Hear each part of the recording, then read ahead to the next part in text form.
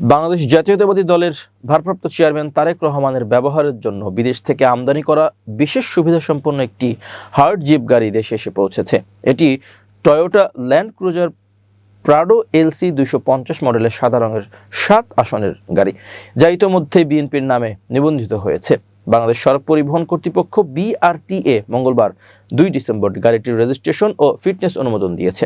গাড়িটি চলতি বছর জাপানে উৎপাদিত হলেও সংযুক্ত আরব আমিরাত থেকে আমদানি করা হয়েছে। সরকারি অনুমতি অনুযায়ী বিএনপিকে 2টি বুলেট প্রুফ গাড়ি কেনার সুযোগ দেওয়া হয় নির্বাচনী প্রচারণার নিরাপত্তার জন্য, যার মধ্যে একটি গাড়ির অনুমতি জুনে এবং আরেকটি অক্টোবর মাসে দেওয়া হয়।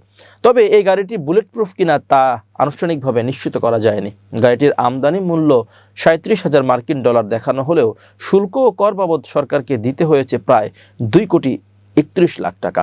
মোট খরচ দাঁড়িয়েছে 2,76,46,112 টাকা। BRTA সূত্রে জানা গেছে, গাড়িটি বিএনপির নামে নিবন্ধিত এবং দলীয় কেন্দ্রীয় কার্যালয় নয়াপল্টনে মালিকানা ঠিকানা দেওয়া হয়েছে। গাড়িটির রেজিস্ট্রেশন নম্বর ঢাকা মেট্রো ঘ 166528। ফিটনেসের মেয়াদ 2029 সালের ডিসেম্বর পর্যন্ত এবং ট্যাক্স টোকেনের মেয়াদ 1 বছর জন্য নির্ধারিত হয়েছে। তেজগাঁও শিল্পাঞ্চলের অবস্থিত আমদানিকারক প্রতিষ্ঠান এশিয়ান ইম্পোর্টস লিমিটেড এর শোরুমে গাড়িটি দেখা গেছে। তবে শোরুমের কর্মচারীরা গাড়ির ছবি তোলার অনুমতি দেননি এবং এটি কার জন্য আনা হয়েছে তা জানাননি। সদ্য নিবন্ধিত এই জিপটির সাধারণ ওজন 2790 কেজি এবং সর্বোচ্চ ওজন 3085 কেজি।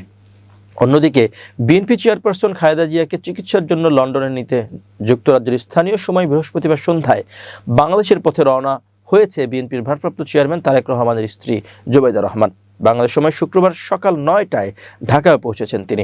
এদিকে খালেদা জিয়াকে নেওয়ার জন্য কাতারের আমির যে এয়ার অ্যাম্বুলেন্স আজ রাতে ঢাকায় আসার কথা ছিল সেটা আসতে বিলম্বিত হচ্ছে। মূলত এয়ার অ্যাম্বুলেন্সে কিছু টেকনিক্যাল সমস্যা দেখা দিয়েছে। এর আগে গত 29 নভেম্বর বিএনপি মহাসচিব মির্জা ফখরুল ইসলাম আলমগীর ঢাকায় কাতার দূতাবাসে এয়ার অ্যাম্বুলেন্সের ব্যবস্থা করার জন্য অনুরোধ জানিয়ে চিঠি পাঠান। পরদিন 30 নভেম্বর গুরুতর অসুস্থ বিএনপি চেয়ারপারসনের লন্ডনে উন্নত চিকিৎসা নিশ্চিতের জন্য জরুরি ভিত্তিতে এয়ার অ্যাম্বুলেন্সের ব্যবস্থা করার অনুরোধ জানায় পররাষ্ট্র মন্ত্রণালয়।